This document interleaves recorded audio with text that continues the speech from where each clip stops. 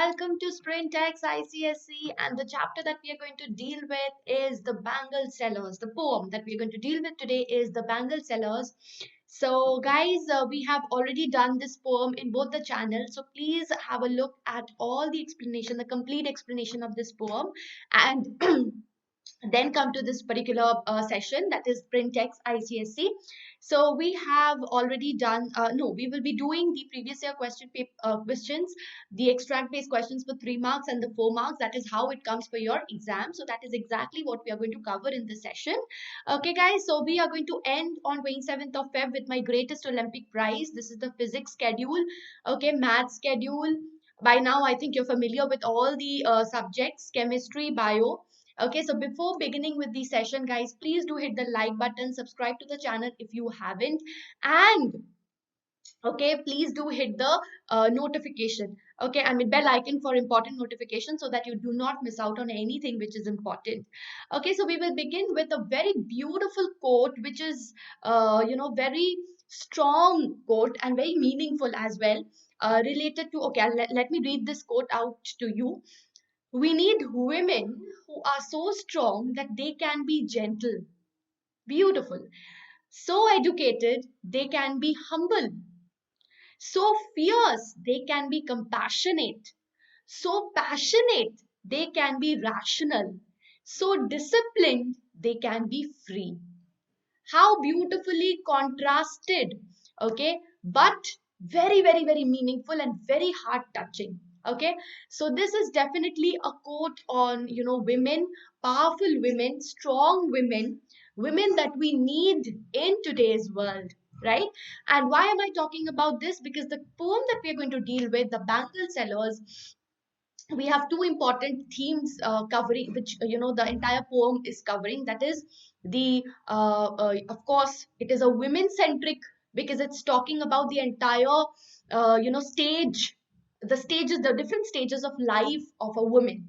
Okay, and the second is definitely it's talking about the Indian tradition. Okay, so since this was written in the during the time of the British rule, so Indians were forgetting their tradition. So this is a reminder, okay, of our rich tradition and cultural heritage. And definitely there is a very subtle hint of patriarchy at the end of the poem. I mean, throughout the poem, this is talking about the sacrifices that the women make, the life that the woman has to go through, and a subtle hint on the patriarchal nature of the society as well. All right, guys, so that is a quote which is related to women as well. Okay, so this is the homework answer, guys, if, for the previous session. If you have missed it, if you did not understand how to frame your answers, you can take the point from here. And now I will be beginning with this particular poem. Bangle sellers are we who bear our shining loads to the temple fair. Who will buy these delicate, bright, rainbow tinted circles of light, lustrous tokens of radiant lives for happy daughters and happy wives? So let us quickly see the first question from this particular stanza. What is meant by shining loads? Shining loads, okay, where are the bangle sellers going to sell their bangles and why? So very important. We have 3 questions, so we can say that 1 mark for each question, because this is of 3 marks, right? So shining loads means the various type of bright and colorful bangles that the bangle sellers are trying. So lustrous, okay, so we have this lustrous bangles that the bangle sellers are carrying. The bangle sellers are going to the temple fair. They are going there to sell their bangles to women of different age groups in different stages of life. So first of all, an unmarried girl, then we have the married women, and then finally the middle-aged matronly women, right? So they are going to sell their bangles to all of these women. So they have different colored bangles for women of different age groups. Okay, so next we have how the poet uses her descriptive skills to present facts. Give 2 examples from the extract. Okay, so she is basically presenting facts over here, that is of what the women passing through different stages of life and the kind of bangles that is suitable for them, and how is she using her descriptive skill, how is she describing that. All right, so let us quickly look at that. The poet touches upon the popularity of bangles not merely as an ornament but also as a deep rooted cultural symbol. As I told you, we have to think about two important points over here. One is, of course, related to women and feminism, and second is related to the cultural symbol. Okay, our rich heritage culture, which the women, which the Indians were forgetting. Okay, so allows them to kind of freedom in terms of choosing and buying something according to their own preference, a very subtle hint again, okay, of freedom that is required for women emancipation. Okay, so you can also say that women emancipation, right? The extract also suggests that the temples, apart from being the centers of spiritual activities, may also account for economic activities in form of purchase and sale of different items. So this is another fact. Okay, what is that? That apart from spiritual activity, what else is going on? If you have ever visited temple fair, you will see that economic activities. Why? Because buying and selling of goods also take place, right? So these are the two facts that the poet presents skillfully using her descriptive skills. Next extract. Some are meet for a maiden's wrist, silver and blue as the mountain mist. Some are flushed like buds that dream on the tranquil brow of a woodland stream. Some are aglow with the bloom that cleaves to the limpid glory of newborn leaves. Okay, so this is the extract. What's the first question? What type of bangle is suitable for a maiden's wrist? Maiden's wrist, very, very simple. From the extract itself, silver and blue.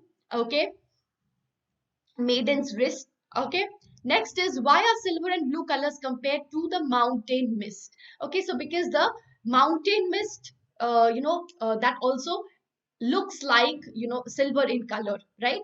So that is why the entire comparison. Anyways, let us see how to approach this.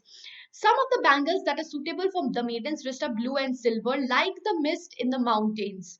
So when you see the mountains which is covered with mist, it also is silver and blue in color, if you've ever noticed. Okay, and some others are reddish in color, like flushed buds. Okay, then there are others that glow like newborn leaves. Now, mountain mist. Now, this part you may or may not include. This is not necessary to include because the question is only about maiden's wrist. So you need not include this part. Okay. Mountain mist is characterized by beauty, freshness, and purity. That is why silver and blue colors are compared. So, first of all, of course, the color comparison, and second, you have to go into the deeper level of it because mountain mist is, symbolically represented by their beauty, by their freshness. Morning, fresh, okay, beautiful, and also purity. So, since the maidens, they are pure, right? They are chaste. So, the maidens are also chaste, okay, that is pure. Okay, so therefore compared to the purity which the mountain mist is also containing, right? So therefore silver and blue colors are compared to it. All right, guys, so next part is, in what way are the buds set to dream? Explain the simile used here.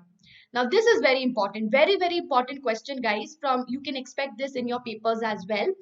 The speaker is alluding to the appearance of a particular type of bangle suitable for maidens, we all know. Okay, and oh, sorry, one second. I said something over here, right? Some are flushed like the dream. Oh, I'm sorry.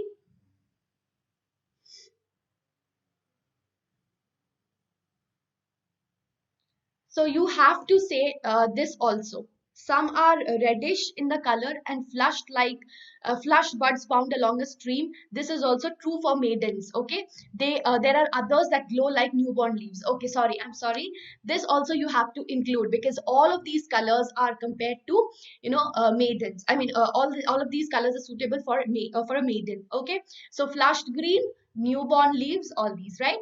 And then uh, so she says that it looks like looks rosy with a glow like the buds that dream on the tranquil brow of woodland stream. So this is the simile, because we have like over here. Like is the key word, okay, which tells you that it's a definitely it's a simile, because there is direct comparison. Now what are compared? What are the things that are compared? It looks rosy. The red colored bangles are compared with, okay, the glow of the red colored bangles are compared with the blush, the buds that dream on a tranquil brow of woodland stream. Okay. um, Simile is used here because the two dissimilar things, bangle and buds, they are compared here for an attribute that is identical, that is rosiness. So that is the simile, because the rosiness of the bud is compared with what? The bangle. Okay, the red colored bangle. All right. Okay, so that is why, and the keyword like is used. So definitely that's the simile. I hope you people are enjoying this session. And if you want further details and further knowledge, 100% knowledge and 100% marks, guys, you need to visit the link in the description box and pinned comment. Okay. You can have unlimited live classes with fun and high level quizzes. So that is something which is very much there in our platform in YouTube session. And that is what, differentiates the platform with YouTube sessions. Because see, in YouTube sessions we have limited number of live classes because of some unavoidable circumstances. We cannot have all the live classes, but in the platform we definitely have the live classes unlimited, and in each class you have the quiz questions. Okay, so each class you have quiz questions, high level quizzes, and you can definitely solve the understand the entire chapter with, of course, the subjective as well as the high level quiz questions, and your concepts are absolutely clarified. Along with that, you can compete with the students throughout the world, and interactive replays with live quizzes and leaderboards. Even if you're watching the replay, it is going to be live, guys. The quiz questions are going to be live, and you do have the leaderboard at the end. Okay, and you can have the premium downloadable content with handwritten notes of the master teacher. So no more problem with notes, because your notes are going to be absolutely there with you. After each and every session you can download them, which are curated by our experts.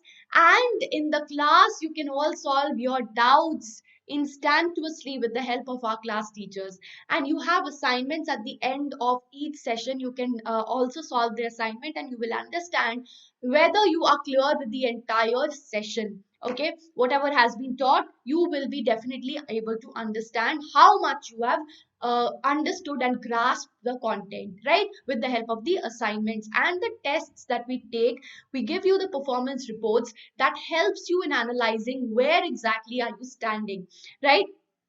Plus free 5,000 plus micro courses and crash courses that are available to all of you, that too in less price. And the price is there in the description box. The link is there in the description box. If you use this coupon code, guys, SWREPRO, so here you go, guys. We are with you till the end, and we are giving you 50% discount. Yes, 50% discount is such an amazing thing, guys. 11th to 14th Feb, you are going to get 50% discount. Okay, so kindly go and visit the link in the description box and see, if you apply this coupon code, guys, what is it doing to you, guys? It's giving you this price. Okay, 50% off, 1349.5. Okay, that actually brings down the price to 3 rupees per class. 3 rupees, can you imagine? It's even less than a small packet of Lays. Okay, so guys, this is the link in the description box, pinned comment, and use the coupon code SWREPRO. 50% off you're going to get. Okay, so hurry up, do not miss this opportunity. And now we will have the other questions. Okay, next. Summer like fields of sunlit corn meet for a bride on her bridal morn. So far we were dealing with maidens, the red bangles, the rosy bangles, the green bangles, the blue bangles, the silver and blue bangles. They were meant for the maidens. Now, so one stage of life has been crossed, and now next is her bridal stage. Some are like fields of sunlit corn, meet for a bride on her bridal morn. Some like the flame of her marriage fire, on rich with the hue of her heart's desire, tinkling, luminous, tender, and clear, like her bridal laughter and bridal tear. So see, when the buds, that dream. So when she was a virgin, she was a chaste woman. I mean, she was a chaste. What was she? Yeah, maiden. Okay, so when she was a chaste maiden, she had this dream, right? So that is why it's the word dream has been mentioned in the previous paragraph, in the previous stanza, right? So now what was her dream? The dream to get married. So every girl has that, right? Every girl has that kind of dream. So how beautifully is the poet, describing each stage with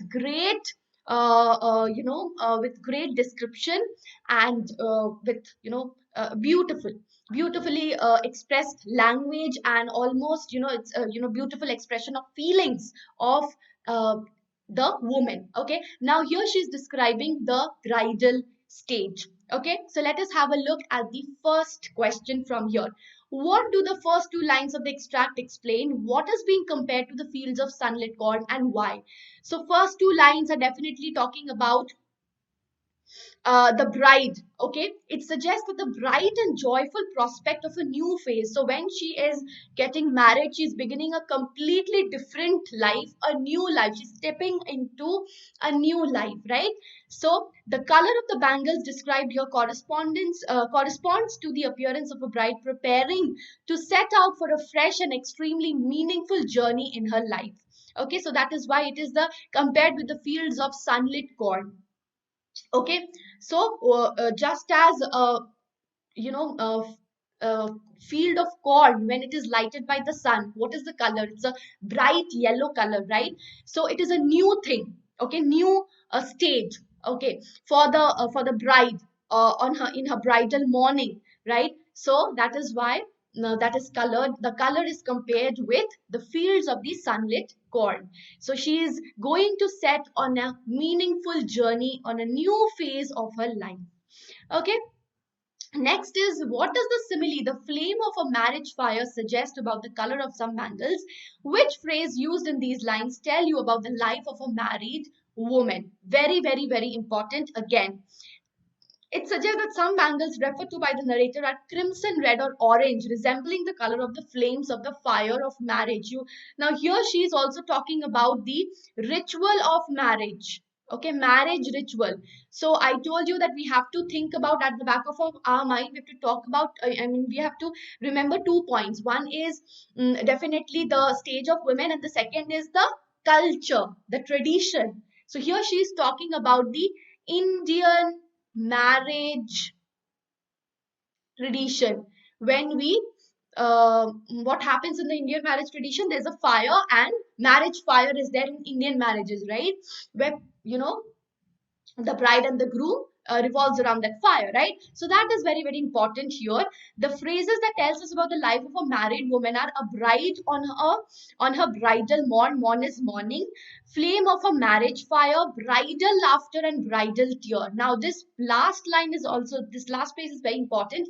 Bridal laughter. Why laughter? Because she's setting on a new path, so she has hope, she has dreams, she has aspirations for her new journey. And why bridal tear? Because she is leaving her old phase. Okay, her maidenhood. She's leaving her maidenhood. She's stepping onto stepping onto womanhood. Okay, married life. Okay, so that is why there is a laughter of joy of stepping into a new life, and there is a bit of sorrow also. How beautifully expressed, right? This is very, very, very genuine description of the feeling of a woman. Okay, so next is, some are purple and gold flecked gray, for she who has journeyed through life midway. Now matrons, whose hands have cherished, whose love has blessed and cradled fair sons on her faithful breast. Very, very, very important. Talk subtle hint on patriarchy, because she's talking about sons over here. So sons given more importance and welcomed in the family. The birth of a son is more welcomed in a family in a patriarchal setup, right? So that is what she's hinting on here. And serves her household in fruitful pride. So serving the household, again a very subtle hint of patriarchy here, and worships the gods at her husband's side. So, a good wife should always be at the side of her husband, nurturing the family. So, again, very subtly hinting on the patriarchal setup. Okay, and yeah, so let's check the first question from this particular stanza. What special significance does the phrase fruitful pride hold? Fruitful pride. So if if a woman has successfully crossed the stage of a marriage, she is now at a middle, matron. She's now a matron. That means middle-aged woman. That means she's now a very proud housewife. Okay, so and the phrase fruitful pride has been used in the extract to indicate the basic trait of a woman's involvement in household tasks in a traditional social system like ours, that is in patriarchal setup. Sorry, patriarchal society. Okay, okay.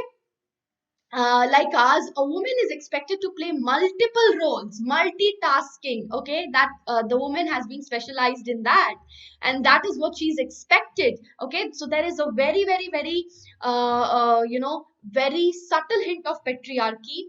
Okay, multiple roles, perform a lot of duties. Her commitment, though undervalued at times, very important, is selfless and undemanding.